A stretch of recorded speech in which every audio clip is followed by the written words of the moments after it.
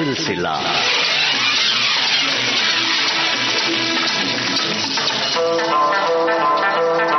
श्रोताओं नमस्कार। हमारी गीत संगीत की दुनिया बहुत समृद्ध है और इसे समृद्ध किया है गीतकारों ने, संगीतकारों ने। कई महान संगीतकार हुए, कुछ ने तो अकेले दम पर ही अपने हुनर का परचम लहरा दिया, तो वहीं कई ऐसे संगीतकार भी हैं जिन्होंने जोड़ी बना ली और अलग अलग नाम से जाने गए। बहुत सारे नाम हैं, लेकिन सफलतम जोड़ियों में से एक जोड़ी जिन्हें आप और हम एलपी के नाम से भी जानते हैं, जी हाँ, लक्ष्मीकांत प्यारेलाल।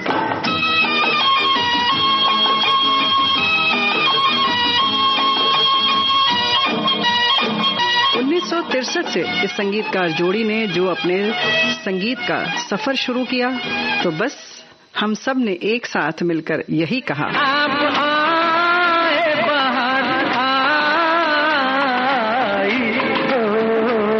दोस्तों, इतनी विविधता कि पूछिए मत। शास्त्रीय संगीत के साथ साथ पश्चिमी संगीत की रचना, लोक धुन और अर्धशास्त्रीय संगीत के लिए भी आप जाने जाते हैं। फिर तो मुजरा हो, कव्वाली या फिर देशभक्ति गीत।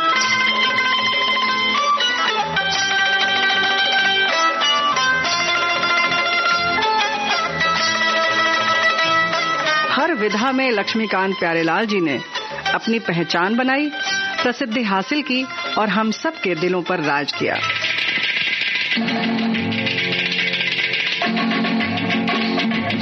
तरह तरह के वाद्य यंत्रों का प्रयोग करना तो जैसे इनके लिए बाएं हाथ का खेल था।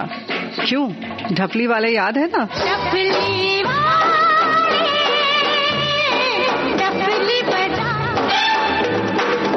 वहीं सरगम से भी गीतों को सजाकर इन्होंने गीत में चार चांद लगा दिए।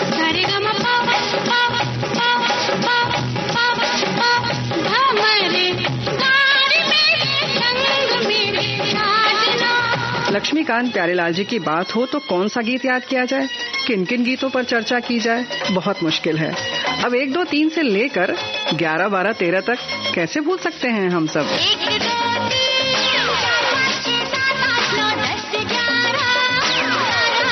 जी हाँ, ये लक्ष्मीकांत प्यारेलाल जी के संगीत का जादू ही कहा जाएगा, जिसके आगे सारे नजारे फीके पड़ जाते हैं, दिन में रात हो जाती है।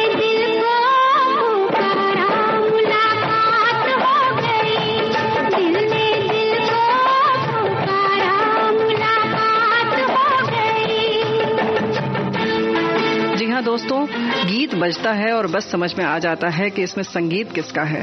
अब वो चाहे किसी राग पर भी आधारित हो सकता है, डिस्को धुन पर भी आधारित हो सकता है।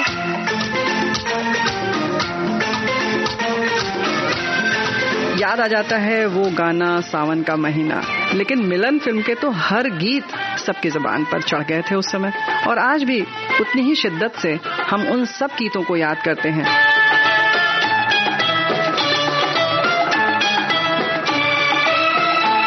लक्ष्मीकांत प्यारेलाल जी के संगीत से हम सब वाकिफ हैं, उनके प्रशंसक हैं और दिलों में बसाए हुए हैं। हम तो तेरे आशिक हैं सदियों पुराने, चाहे तू माने चाहे न माने, चाहे तू माने चाहे न माने।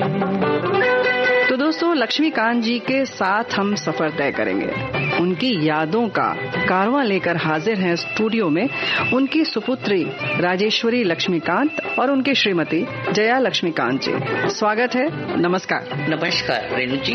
हमारे सारे श्रोताओं को राजेश्वरी लक्ष्मीकांत का भी बहुत बहुत नमस्कार। दोस्तों, हम आपको बता दें कि जया जी लक्ष्मीकांत जी के श्रीमती जी हैं और सुपुत्री हैं राजेश्वरी। अब राजेश्वरी जी का बचपन जाहिर है कि लक्ष्मीकांत जी की गोद में बीता है, तो बहुत सारी उनसे भी बातें करेंगे। और जीवन संगिनी होने के नाते जया जी के क्या क्या अनुभव हैं, शुरुआत जया जी से करते हैं। जया जी, क्या बताना चाहेंगी लक्ष्मीकांत जी के बारे में? घर का माहौल कैसा था संगीत वाला? बस हमारा बंगला था, बंगले में इतना हमारा अच्छा खूबसूरत म्यूजिक रूम था जिसमें इतने लोगों का आना जाना, गाना बजाना, तो पूरा दिन सुबह 7 बजे से लेके 12 बजे तक कहाँ निकल जाता था किसी को पता ही नहीं चल रहा था। रात के 12 बजे तक? हाँ, रोज।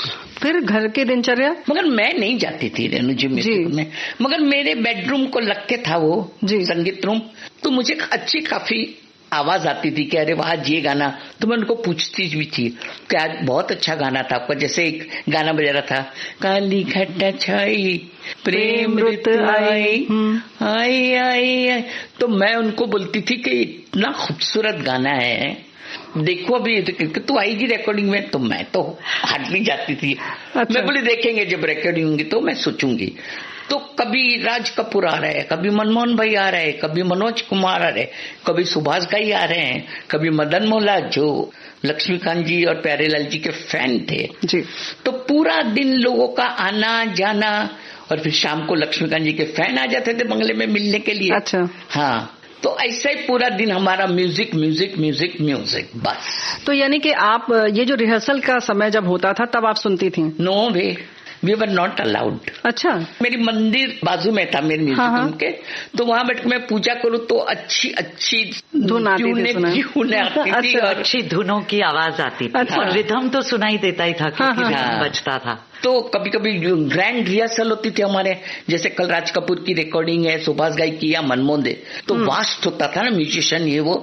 तो प्यारेलाल जी के और लक्ष्मीकांत जी क्या करते थे, म्यूजिशियनों को भी घर पे ही म्यूजिक, मेरा म्यूजिक रूम काफी बड़ा था जी, तो घर पे बुला लेते थे, वहां आधी रिहर्सल हो जाती थी कि कल रिकॉर्डिंग में कोई दिक्कत नहीं हो। अच्छा। तो इस हिसाब से गाने होते थे, और इतना मतलब 12 बजे तक भी उन लोग को म्यूजिक रूम से निकलना नहीं, तो मैं बोली आप लोग का खाना भी मैं यही भेजती थी। अच्छा। आप लोग इतनी भी तकलीफ क्यों कर रहे आने की। तो यही था हमारा रोज का रूटीन। अच्छा। रोज का। जैसे कि आप बता रही हैं कि बहुत बड़ी जब कलाकार होते थे तो लगभग कितने? You mean musician? जी। मेरे म्यूजिक रूम में तकरीबन 30 म्यूजिशियन आ सकते थे। अच्छा। हाँ, बजाने के लिए, मतलब रिहर्सल ये वो। हाँ, रिहर्सल आदि के लिए। हाँ। मगर कभी रफी साहब आते थे, बाकी कभी तलत महमूद 1-2 बार आए थे, वो तो शुरू में बहुत दिन। फिर महेंद्र कपूर जी काफी आते थे जी। मगर आशा भाई लता भाई नहीं आते थे जी, उनको लोग टेप भेज देते थे, तो उन लोग अपने घर।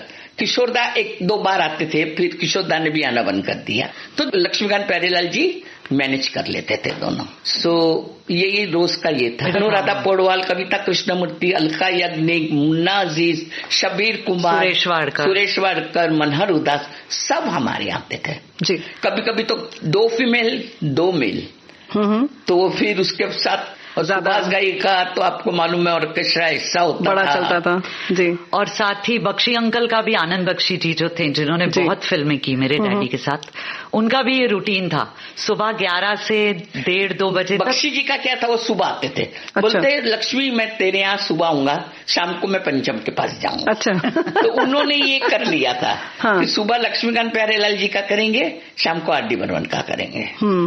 आनंद बख्शी जी के साथ तो बहुत ज्यादा एसोसिएशन था। मुझे बेटी माने थे, बिटिया। अच्छा। और लक्ष्मी जी को दामाद करके ही बुलाते थे। अच्छा। हाँ, लक्ष्मी नहीं, दामाद। तो आप भी उनकी फैन हैं? किनकी? बख्शी जी की या लक्ष्मी जी की? नहीं, लक्ष्मी जी की तो आप। अरे मैं फैन नहीं होती तो शादी कहाँ करती ऐसा। तो ये सिलसिला, मैं फैन हूँ, क्या करूँ। ये सिलसिला शुरू कैसे हुआ? किस चीज का? आप फैन हुई तो मतलब? अरे नहीं, ऐसा नहीं, मैं तो फैन पहले शंकर जयकिशन की थी जी, मगर इन्होंने उनको ओवरटेक कर लिया। शंकर जयकिशन जी की बात अगर करें तो आप पहले उनके संगीत की बहुत बड़ी फैन? बहुत बड़ी फैन थी। परिवार में और लोग आपके? सब, पूरी फैमिली, भाई बहन सब? तो मेरा क्या था मैं आपको बताऊं जी। मैं एक पार्टी में गई थी, बिंदु जी में हम लोग सब गए थे पार्टी में। मगर वो पार्टी क्यों थी वो भी बता दे। हाँ, वो उनको दोस्ती में अवार्ड मिला था। अच्छा, लक्ष्मीकांत प्यारेलाल जी को फिल्म फेयर। उसके लिए चंद्रशेखर करके कैरेक्टर आर्टिस्ट थे जी, उनके यहाँ पार्टी थी। तो मेरी मम्मी के भी अच्छे फ्रेंड थे, क्योंकि they both where from Hyderabad. अच्छा। तो हम लोगों को भी बुलाया था, तो हम लोग वहां गए तो पता चले कि लक्ष्मीकांत प्यारेलाल भी आ रहे हैं। तो मेरी बहन भी थी बिंदु जी, तो वो बहुत स्वीट नेचर की, बहुत मिलनसार है। तो मैं इसको बोला खबरदार ये दोनों आने वाले तो जाके मिलना नहीं। अच्छा, आप मिलना नहीं ऐसा बोल दिया? मैं बोल दी। तो मुझे बोली कि ऐसा नहीं करने का।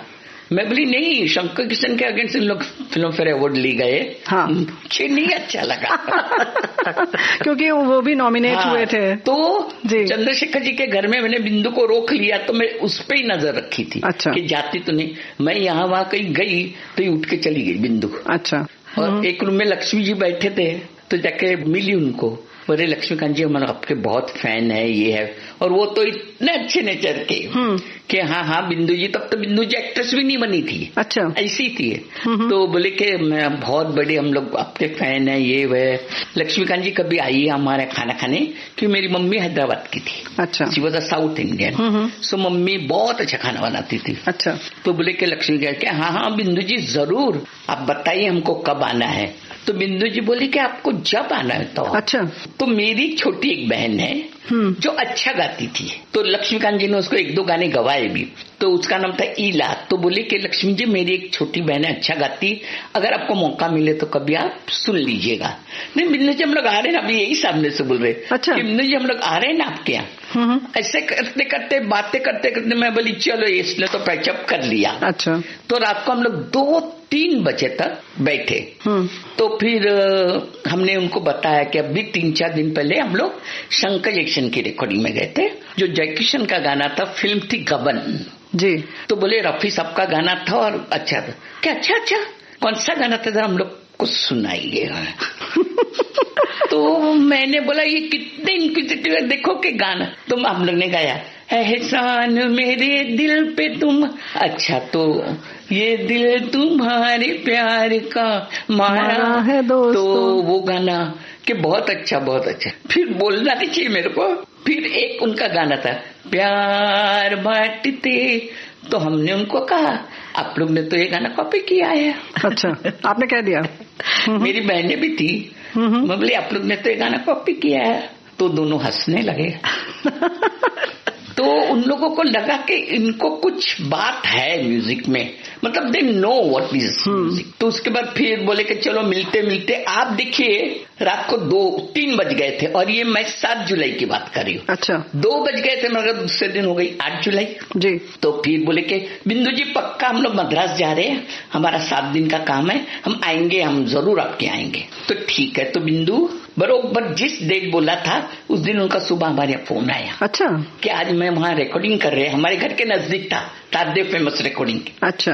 तो बोले हम लोग आएंगे आपके यहाँ खाना खाने। तो अभी बिंदु मेरे को बोली तुझे ही जाना पड़ेगा उनके रिकॉर्डिंग में, उन्होंने रिकॉर्डिंग में बुलाया है। मैं बोले मैं क्यों जाऊँ नहीं बोले कोई नहीं है, मैं भी जा रही हूँ कुछ शॉपिंग करने के लिए। अच्छा। उन लोग आ रहे हैं, उनको कुछ गिफ्ट देंगे, ये देंगे। मैं बोली ठीक है मैं जाती हूँ। तो बोले तू बहन को लेके जा जो अच्छा गाती ईला। हाँ।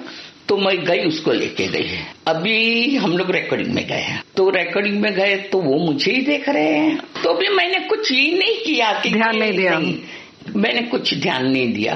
फिर रिकॉर्डिंग खत्म हुई।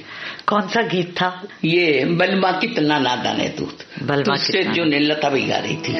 तुझसे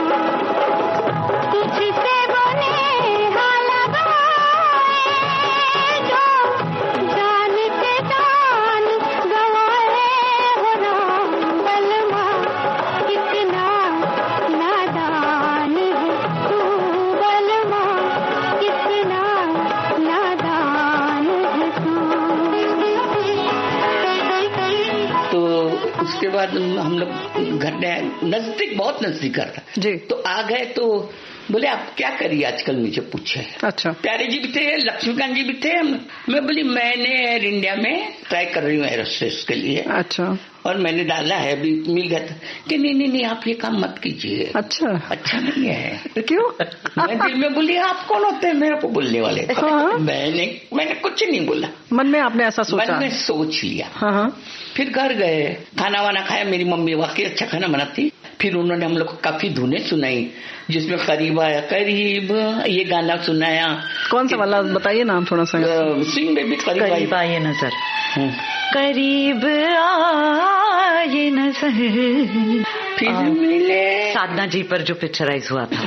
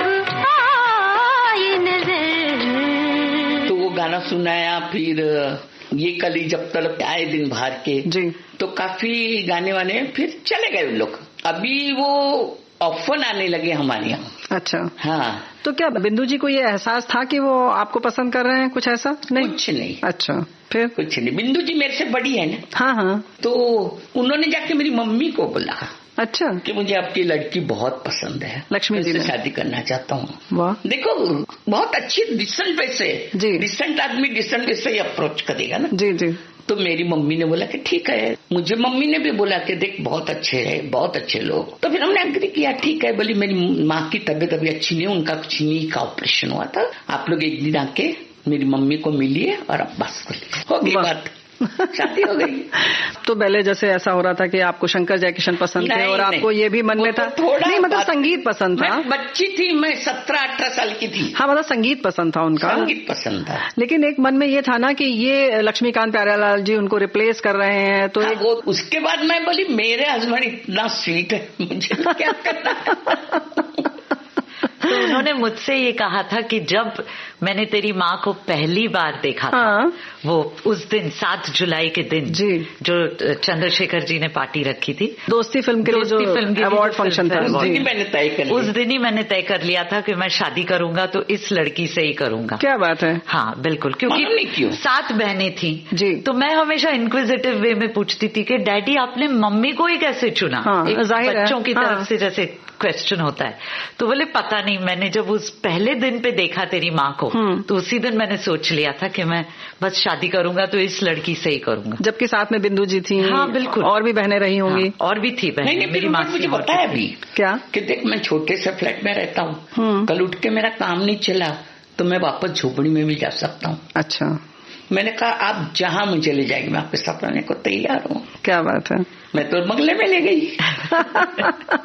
तो उससे जुड़ा हुआ भी एक किस्सा है, और क्या कहना चाहेंगे कि वो सपने भी ऐसे ही देखते थे कि हाँ बड़ा बंगला हो या क्या होगा? हमेशा राजेश्वरी जी बिल्कुल, हाँ जी, वो बिल्कुल बहुत, जैसे मैंने कहा, दूरदर्शी थे जी। वो बहुत बड़े बड़े सपने देखते थे। और जब वो म्यूजिशियन थे तो वो रिकॉर्डिंग से जब लौटते थे तो रात के 1:30-2 बज जाते थे और उनको पैदल चल के आना पड़ता था स्टेशन से अपने घर तक। तो जब चलकर जाते थे तो वो नानावटी हॉस्पिटल है, वहां से हमेशा गुजरते थे। तो नानावटी को लग के एक बंगला है जो आज भी वहां मौजूद है, जिसका नाम है Purnima Bangla. Very well maintained house, and even today आज भी वो बंगला बहुत अच्छी तरह से मेंटेन्ड है। तो वो हमेशा उस बंगले को देखकर ये अपने मन में सोचते थे कि काश मेरा भी ऐसा एक बंगला एक दिन हो। तब तो वो छोटे से थे, शायद 15-16 साल के होंगे, एस्पायरिंग म्यूजिशियन थे वो। तो उस दिन से उन्होंने ये मतलब एक वो दृढ़ निश्चय कर लिया था कि मैं भी बड़ा बन के दिखाऊंगा और मेरा भी इसी तरह से बंगला होगा। तो आज जो हमारा घर है वो उतना ही बड़ा बंगला है जिसका नाम है पारसवनी, जो 10th रोड पर लोकेटेड है। जी जी जी। पिया का घर है ये, रानी हूँ मैं, रानी हूँ घर की। मेरे पिया का घर है ये, रानी हूँ मैं, रानी हूँ घर की। अभी आते होंगे, अभी आएंगे वो, मुलाकात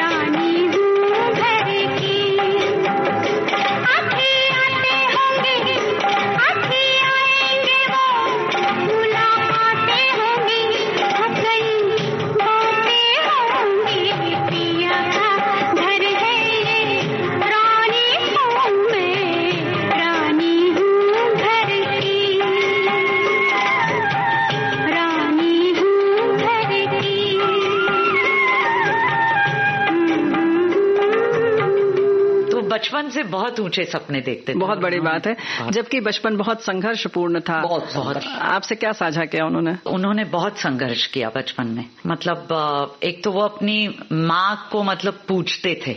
बचपन में बहुत शरारती थे, तो बचपन में वो साइकिल चला रहे थे और साइकिल चलाते चलाते गिर गए। तो साइकिल चलाते चलाते गिर गए तो उनके सर पे बहुत गहरी चोट आई और बहुत खून बहने लगा। तो मेरी जो दादी थी, जो उनकी मदर थी, वो नर्स थी, तो घर दौड़े दौड़े आए और बोले माँ देख मुझे कितनी चोट लगी। पूरा उनका शर्ट, पूरा चेहरा वो खून से भर गया था। तो बोले तू इतनी चोट लगा के आया है मेरे घर में, मतलब मैं सिर्फ तुझे हल्दी लगा सकती हूँ, उससे ज्यादा मैं कुछ नहीं कर सकती। मेरे पास तेरी दवा दारू करने के भी पैसे नहीं है। तो दादी ने उनको हल्दी लेकर सर पर लगा दिया, लेकिन आज तक उनके फॉरहेड पे वो चोट लगने का निशान है ही। हाँ जी। तो उस समय ऐसा था कि एक कोई बहुत बड़े गुरुजी थे, वो मेरी दादी को मिलने आए थे। ये बहुत बीमार हो गए। अच्छा। छोटा सा घर था पार्ला में। उनके पड़ोस में एक गुरुजी थे, वो आए थे। मेरी दादी जो थी वो दाई माँ का भी काम करती थी। वो अड़ोस पड़ोस में, तो पड़ोस में औरतें थी। तो गुरुजी ने उनको कहा कि अगर आपके आस पड़ोस में कोई हैं जिनको कुछ तकलीफ है, मुझे मिलना चाहते हैं, मेरा आशीर्वाद लेना चाहते हैं, तो आप बुलाइए। वो लेडीज जो थी उन्होंने कहा कि हाँ हमारे पड़ोस में एक आनंदी बाई करके रहती है, जो मेरी दादी थी आनंदी बाई, उनका बेटा बहुत बीमार है। अच्छा। और मेरे डैड लक्ष्मीकांत जी थ्रू, तो बोले आप प्लीज उनको जरा कुछ आशीर्वाद दीजिए। तो फिर उन्होंने आनंदी बाई मेरी दादी को बुलाया और दादी को एक मिट्टी का दिया दिया। अच्छा। और बोला कि ये दिया उनके बाजू में, आपके बच्चे के बाजू में रात भर जला के रखना। ये दिया अगर रात भर जला और सुबह तक ये नहीं बुझा तो आपके बच्चे को कुछ नहीं होगा, और एक ना एक दिन देखना आपका बेटा इतना बड़ा आदमी बनेगा और उसके घर के बाहर गाड़ियों की लाइन लगेगी। अच्छा। तो वो कहने लगी, हाँ वो कहने लगी कि आप मेरे शब्द ध्यान में रखना और ऐसा ही होगा, और ये बच्चा आपका इतना बड़ा बनेगा, बस ये मिट्टी का दिया उसके बाजू में जला कर रखिए रात भर। फिर ऐसा ही एक बार हुआ था कि डैडी जब छोटे थे, ये कुछ 10-11 वर्ष की उम्र होगी, तो उनको बहुत बुरा टाइफाइड हो गया। अच्छा। बहुत बुरा टाइफाइड था, और उस जमाने में तो टाइफाइड जैसी बीमारी का इतना कुछ खास इलाज जानलेवा ही था। बहुत सारी बीमारियां जो थी जी, वो छोटा मोटा ऐसा नर्स का काम कर रही थी। नर्स। हाँ। तो हॉस्पिटल में एक दिन जब दादी उनके बगल में ही खड़ी थी, तो डॉक्टर ने बिल्कुल आके दादी से कहा कि आपके बेटे का हार्ट बंद हो गया है। हार्ट बिल्कुल, और वो मात्र 10 साल के थे, घर पे थे, तो उनका हार्ट बंद हो गया। तो दादी के पास एक इंजेक्शन था जिसमें इंजेक्शन की दवा डाली हुई थी। अच्छा। तो दादी ने क्या किया, उनका मुंह खोला कि मैं जब तक सिरिंज लगाऊं तब बॉडी में मेरा बच्चा बचेगा कि नहीं। इंजेक्शन को तोड़ के वो दवाई मुंह में डाल दी सीधा। हाँ, और बस उनके हार्ट को पंप करने लगी और फट करके उनमें मुझे तो लगता है दोबारा से जान ही आ गई। बिल्कुल ऐसा, अगर वो इंजेक्शन तोड़ के उनमें नहीं डालती तो वो दोबारा से जान नहीं आ, क्योंकि फिर आज लक्ष्मीकांत कौन बनता। सच बात है। लिटरली दादी ने उनको रिवाइव किया उस वक्त पे, और फिर वो बहुत बहुत बीमार थे। वो टाइफाइड से निकलने में उनको कम से कम 4 से 6 महीने लग गए। मतलब इतने कमजोर हो गए थे कि 2 लोग उनको उठाकर चलाते थे। छोटे भी थे 10 साल। टाइफाइड के बाद वैसे स्थिति लगभग ऐसी ही हो जाती थी, वीक हो गए, बहुत वीक हो जाता था। क्योंकि देखिए टाइफाइड के बाद बोलते हैं ना डॉक्टर पौष्टिक अच्छा खाना बहुत हाँ, वो तो था ही नहीं उनके पास, पैसे की बहुत कमी थी। फिर उसके बाद मेरा ऐसा मानना है कि जब वो 12-13 साल के हुए तो मेरे जो दादाजी के एक फ्रेंड थे, उन्होंने कहा दादाजी से कि इस बच्चे को पता नहीं क्या था भगवान का, maybe he was God sent in their house. उन्होंने दादाजी से कहा कि इस बच्चे को कोई इंस्ट्रूमेंट सिखाओ जी। तो मेरे दादाजी ने कहा ठीक है। तो पता नहीं कैसे उन्होंने मैंडोलिन सीखना शुरू किया जी। और दादाजी इतने स्ट्रिक्ट थे मेरे डैडी के साथ, वो मिल में काम करते थे जी। तो वो जब घर आते थे दादाजी वो उठाते थे उनको, अच्छा। लक्ष्मीकांत उठ, रात के 2:30-3 बजे और रात को 3 बजे उनको बोलते थे चलो मैंडोलिन उठाओ और मैंडोलिन बजाने की प्रैक्टिस करो। अच्छा। और उनको रूम में बंद कर देते थे, बाहर से लॉक कर देते थे कि रात को 3 से 6 तुमको मैंडोलिन बजाने की प्रैक्टिस करनी। और वो बजाते थे। फिर क्या हुआ कि घर की आर्थिक स्थिति भी इतनी अच्छी नहीं थी, तो डैडी ने धीरे धीरे मैंडोलिन में इतना एक्सपर्टीज ले लिया था कि उन्होंने ट्रेन में मैंडोलिन बजाना शुरू किया। ट्रेन में जो ट्रेन जाती है चर्चगेट से लेकर मेरे ख्याल से बोरीवली तक जी, पहले उस समय बोरीवली तक लास्ट स्टेशन होता था मेरे ख्याल से। तो वो मैंडोलिन बजा के जो किसी ने 5 रुपए दे दिए, 10 रुपए दे दिए, वो सारा वो अपने मैंडोलिन के बॉक्स में कलेक्ट करते थे।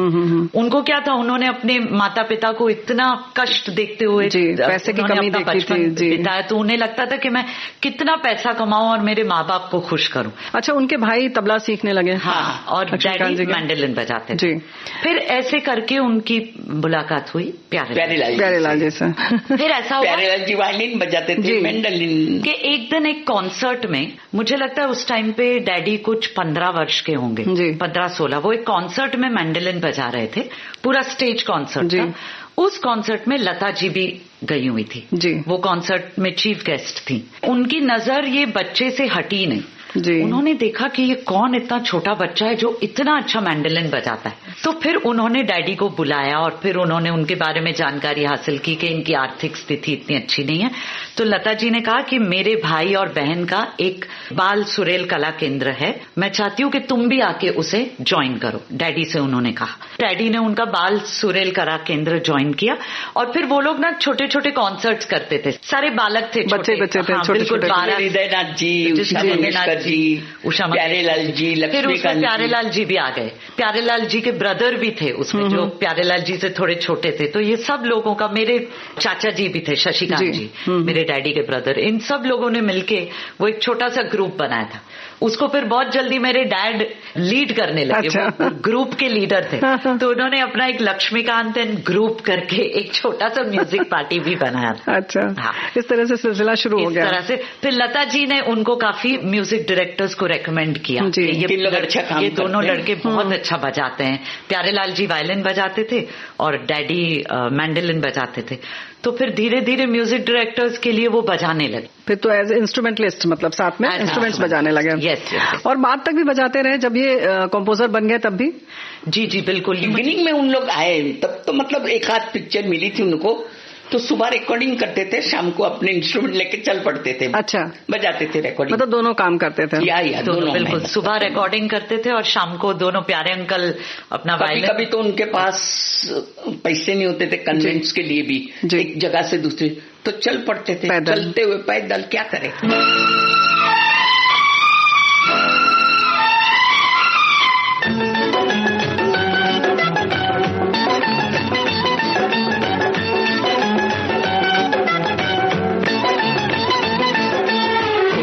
जब राह न पाए मेरे संग आए, के पग पग दीप जलाए, मेरी दोस्ती मेरा प्यार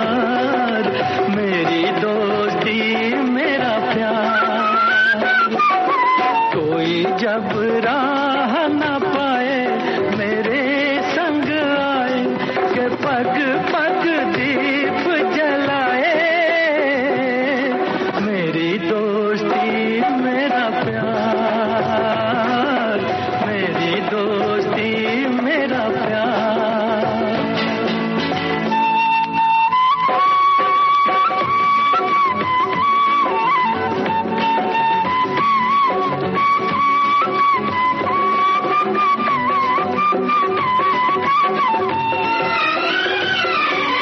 जीवन का यही है दस्तूर, प्यार बिना अकेला मजबूर, दोस्ती को माने तो सब दुख दूर, दोस्ती को माने तो सब दुख दूर। कोई काहे ठोकर खाए मेरे संग आए, के पग पग दीप जलाए, मेरी दोस्ती मेरा प्यार, मेरी दोस्ती मेरा प्यार।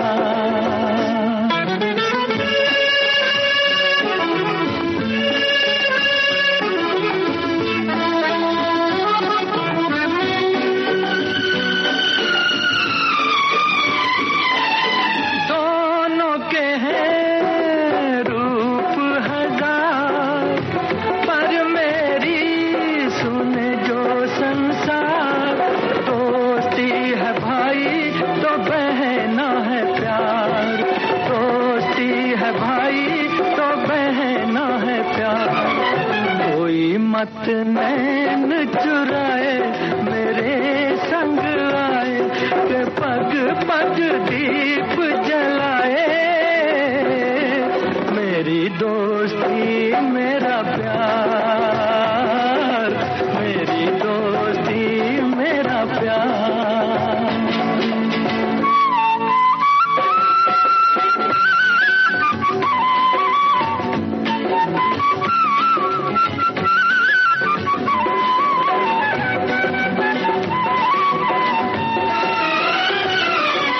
प्यार का है प्यार ही नाम, कहीं मीरा कहीं घनश्याम, दोस्ती का यारो नहीं कोई धाम, दोस्ती का यारो नहीं कोई धाम।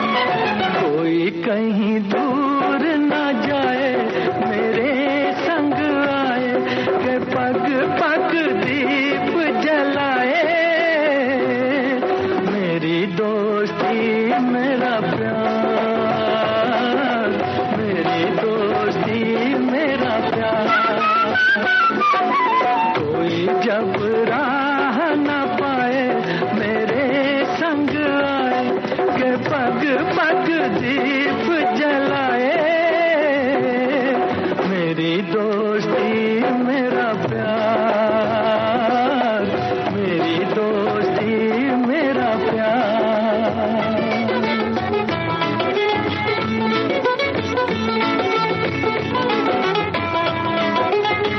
आपका विवाह जब हुआ किस सन में हुआ था? 67। यानी कि लगभग संघर्ष का ही समय था। नो तब तक तो Establish हो गया था। दिन बार की हिट हुई थी, मिलन हिट हुई थी, पहली दोस्ती ही हो गई थी दोस्ती हो 63 गई में थी। जी। और पारसमणि सबसे पहली जी। तो क्या उसी के नाम पर घर का नाम रखा पारसमणि? क्या मैंने बोला था पारसमणि नाम रखेंगे। अच्छा, क्या बात है, कोई खास वजह? उस पिक्चर से तो लक्ष्मीकांत प्यारेलाल जाने गए ना जी, तो मैंने कहा बंगले का नाम पारसमणि, क्योंकि वो बहुत छोटे बजट की और पारसमणि निकला वो बंगले का नाम। कितना लक्ष्मीकांत जी का क्या था कि पहले उनका पार्ले में छोटे सा संगीत रूम था। अच्छा, हाँ, बाद में बंगले में गए तो सोचा कि भाई बंगले में ही बना ले, बाजू में ही हो, रोज पार्ला है। तो बंगले से हम लोग जब जा रहे थे, शिफ्ट हो रहे थे जी, तो मैंने कहा कि आज आप दोपहर को बंगले में आ जाना, मैं शिफ्ट कर रही हूँ। बोले मेरे को जरा डर लग रहा है। अच्छा, क्योंकि मेरा ये वो पार्ले का म्यूजिक रूम बहुत लकी है, तो ये म्यूजिक रूम में मैं बोली डर तो मुझे भी लग रहा है, क्योंकि अभी क्या करे। मगर रेनू जी पार्ला का म्यूजिक भी काफी अच्छा था, वहां भी उन्होंने बहुत खूबसूरत धुनें बनाई जी, मगर ये उससे 10 गुना अच्छा निकला जो हमारे बंगले का, जो हमारे पारसमणि का म्यूजिक। पारसमणि बनाने में आपका कितना योगदान था और क्या यादें जुड़ी हैं उससे? किसका और योगदान था? किसी का नहीं, किसी का नहीं, मेरा, सिर्फ आपका। उनको मालूम ही नहीं, कुछ नहीं मालूम था। मतलब उनके लिए पूरा इन पे सौंप दिया। अच्छा, हाँ बस। तो सिर्फ वो संगीत संगीत संगीत संगीत संगीत, उनको कुछ दुनिया में नहीं चाहिए। खाना खा लो, बाद में खाता हूँ। अच्छा, ये करो, मैं बंद। चलो दिवाली आ रही, कभी बर्थडे कपड़े बाद में देखते हैं ना, बाद में। दीपावली के दिन उनकी बर्थडे, इसीलिए लक्ष्मीकांत नाम पड़ा। रौनक बहुत होती थी उस दिन हमारे बंगले में। लेकिन उन्हें किसी बात से कोई मतलब नहीं होता था। नहीं, लेकिन अपनी बर्थडे का बहुत क्रेज था। अच्छा, क्या बात है। वो खुश रहते थे, मतलब आज मेरा बर्थडे, पहला तो आज काम नहीं होगा ना, रिलैक्स। हाँ, रिलैक्स करते थे। और उनको ताश खेलने का शौक था। अच्छा, तो रात को मेरे ख्याल से पूरी इंडस्ट्री आ जाती थी हमारे ताश के। दिवाली बस 1-2 दिन दिवाली के, उसके बाद पूरे साल नहीं। दिवाली के दिन ऐसा होता था कि पहले राज कपूर जी के यहाँ बहुत धूमधाम से दिवाली होती थी, फिर उसके बाद हमारे वहाँ होती थी, क्योंकि उनका जन्मदिन भी होता था। हाँ, तो वो अपना जन्मदिन दीपावली के दिन ही मनाते थे। अच्छा, तो खुद पैदा ही हुए थे दीपावली के दिन, उसी दिन पैदा हुए थे। चलिए, लेकिन जैसे कि आप कह रही हैं कि लक्ष्मीकांत जी को बाकी किसी से कोई मतलब नहीं था, लेकिन राजेश्वरी जी से तो रहा होगा। राजेश्वरी जी, आपकी क्या यादें जुड़ी हैं? हमारे लिए तो मैं शॉर्ट में इतना ही कहूंगी कि मैं और मेरे भैया जो हैं, हम 2 ही भाई बहन हैं। हम लोग इतने भाग्यशाली हैं कि हमारा जन्म एक ऐसे पिता के वहां हुआ। मतलब मैं तो चाहूंगी कि हर बेटी को, हर बेटे को ऐसे पिता मिले। बिल्कुल उनसे मतलब इतनी अनगिनत यादें जुड़ी हैं कि बचपन में तो वो हमें समय ही नहीं दे पाते थे। मगर उसके अलावा वो इतने लविंग फादर थे, इतने लविंग, इतने बिजी रहते थे कि मंडे टू फ्राइडे ऐसा रहता था कि वो हमें मिलते ही नहीं थे। जी। और हम लोग स्कूल, हमारे ट्यूशन। तो एक बार का ऐसा किस्सा है, मैं आपको बताती हूँ कि फ्राइडे मॉर्निंग था, मैं छोटी सी थी जी। और मैं स्कूल जाने के लिए निकली, तो मैंने देखा कि डैडी अपनी बैग वैग पैक करके कहीं निकल रहे। सुबह 8 बजे का टाइम था, तो मैं रोने लगी। मैं छोटी सी थी, 1st या 2nd स्टैंडर्ड में। मैं रोने लगी, डैडी आप कहाँ जा रहे हैं? बोले बेटा मुझे 3-4 दिन का काम है, मुझे जाना पड़ेगा, मैं 3-4 दिन में आ जाऊंगा। एक्चुअली उन दिनों में क्या था, वो इतने बिजी रहते थे, तो वो एक साउथ की फिल्म कर रहे थे। उस फिल्म के बारे में भी मैं आपको बाद में बताऊंगी। वो साउथ की फिल्म कर रहे थे, तो प्रोड्यूसर डायरेक्टर ने उनसे कहा कि आप हमारे साथ लोनावला चलिए, आप और बख्शी जी, और हम लोग 4 दिन में बैठ के पूरी फिल्म के गाने बना लेते हैं। अच्छा। ताकि क्या यहाँ आप इतने मसरूफ रहते कि आप हमें पूरा टाइम नहीं दे पाते। मद्रास के जो साउथ के थे, उन लोग को क्या चाहिए कि भी 1 वीक में हमारा काम हो जाए। तो मैं रोने लगी, तो उन्होंने कैसे भी मुझे समझा बुझाकर स्कूल भेज दिया। मैंने बोला मत रो डैडी आ जाएंगे। वो क्या मंडे या ट्यूसडे को आने वाले थे, ये फ्राइडे का दिन था, और वो चले गए। फिर पूरा दिन बीत गया, उन दिनों में तो मोबाइल भी नहीं था। पूरा दिन बीत गया, शाम हो गई, बस रात हो गई, और मैं और मेरा भाई तो सो गए। अब रात के तकरीबन 2 बजे हमारे गेट पर एक गाड़ी का हॉर्न बजा। तो ऐसा अक्सर होता है कि आपको अपनी खुद की गाड़ी अगर है तो वो समझ में आ जाती है कि ये हमारी गाड़ी का हॉर्न है। तो मम्मी ने कहा कि अरे ये तो लगता है हमारी गाड़ी का हॉर्न है, और मम्मी ने नीचे जाके देखा तो डैडी आ गए। 2 बजे थे रात के। तो मम्मी ने कहा अरे आप तो 4 दिन के बाद आने वाले थे, आप आज ही आ गए। बोले सुबह जब मैं जा रहा था तो मेरी बेटी बहुत रो रही थी, तो मैंने सोचा कि पूरी फिल्म का म्यूजिक एक ही दिन में बना के आ जाता हूँ। मुझसे रहा नहीं गया, मैंने पूरी फिल्म का म्यूजिक एक दिन में बना दिया, और मैं निकल पड़ा बम्बई के लिए। और वो फिल्म थी जुदाई, जिसमें जितेंद्र और रेखा थे। मार गई मुझे। बिल्कुल बिल्कुल। मार गई मुझे तेरी जुदाई, डस गई ये तन्हाई,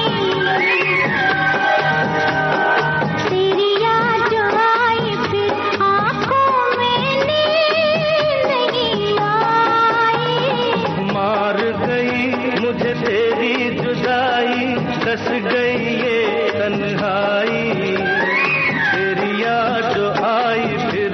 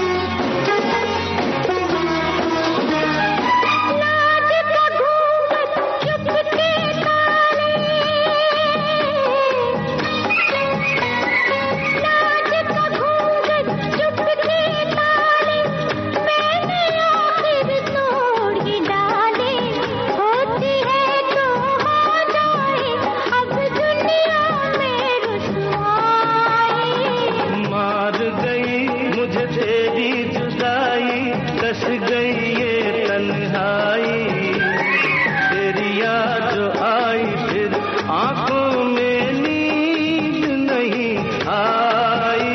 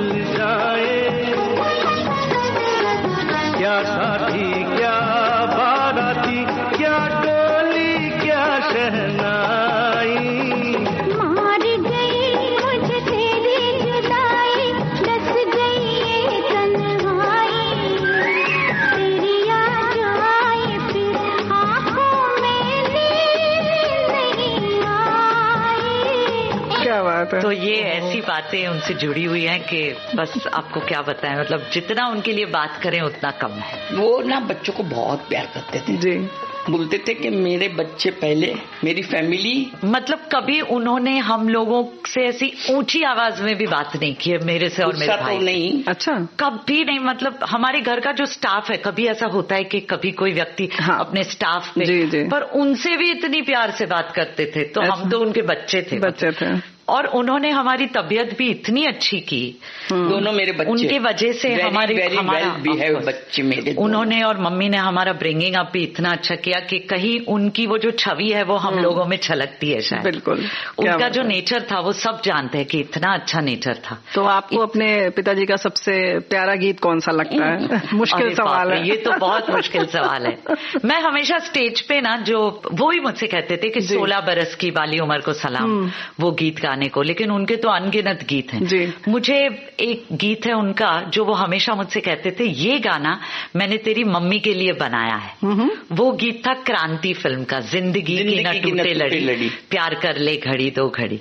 तो वो गाना हमेशा मुझसे कहते थे कि मुझे 2 लाइन इसकी गा के सुना, ऐसा। सुनाइएगा। हाँ जी जरूर। तो वो गीत भी बहुत मधुर था, बहुत प्यारा गीत था।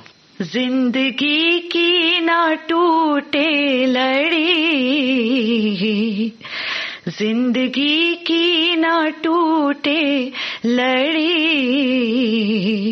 प्यार कर ले हो प्यार कर ले घड़ी दो घड़ी हो, जिंदगी की ना टूटे लड़ी, प्यार कर ले घड़ी दो घड़ी। लंबी लंबी उमरिया को छोड़ो, प्यार की एक घड़ी है बड़ी, प्यार कर ले घड़ी दो घड़ी। जिंदगी की ना टूटे लड़ी, जिंदगी की ना टूटे लड़ी, प्यार कर ले घड़ी दो घड़ी। जिंदगी की ना टूटे लड़ी, प्यार कर ले घड़ी दो घड़ी। ओ लंबी लंबी उमरिया को छोड़ो,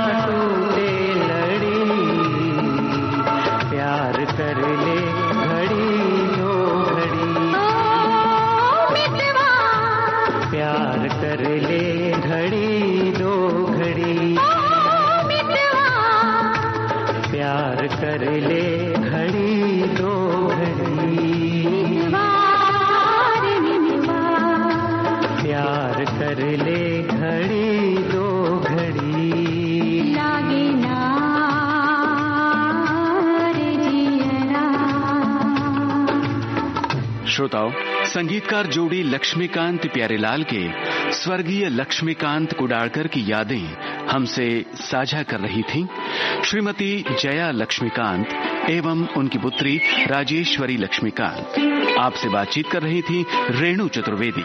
ये बातचीत जारी रहेगी अगले हफ्ते इसी कार्यक्रम में।